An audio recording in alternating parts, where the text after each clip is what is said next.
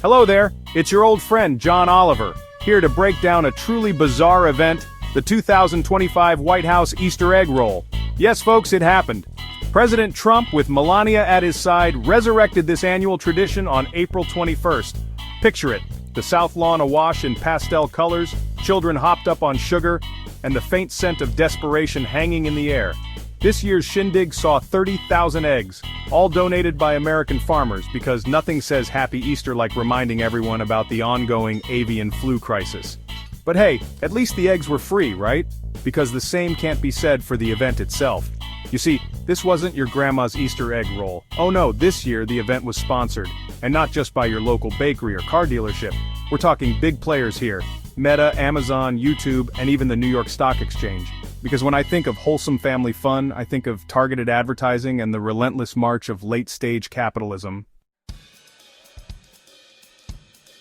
Now, amidst this corporate fever dream, one question burned in everyone's minds: would he or wouldn't he?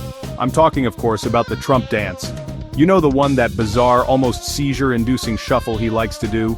Well, according to eyewitnesses, the crowd chanted, "Dance, Mr. President, dance," and dance he did. Or at least, he moved in a way that could charitably be described as rhythmic. Details are sketchy, but sources say it involved a lot of pointing, some awkward arm waving, and possibly a rogue YMCA move thrown in for good measure. Was it dignified? No. Was it the most on-brand thing ever? Absolutely.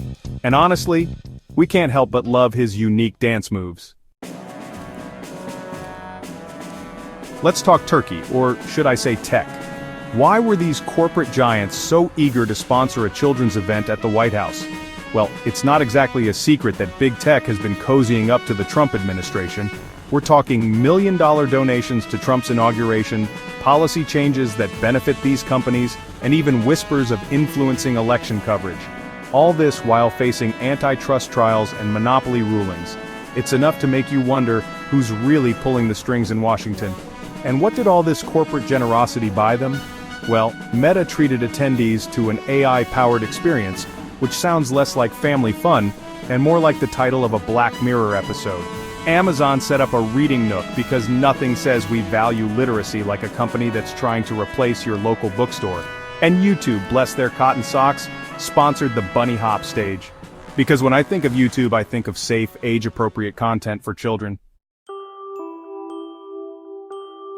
The Easter egg roll is a tradition that dates back to 1878. It's a time for families to come together, for children to experience the joy of hunting for brightly colored eggs, and for the president to engage in some lighthearted fun. But this year, it felt different.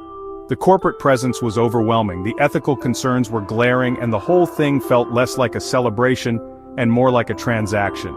So, what have we learned today? Well, we've learned that even the most innocent of traditions can be co-opted by corporate interests. Trump is bringing back fun for all kids. And we've learned that if you ever find yourself at a public event and the crowd starts chanting for Trump to dance, true Americans love to see his dances. Run as fast as you can. However, it's important to note that Trump's pay every year goes to charities and never into his pockets.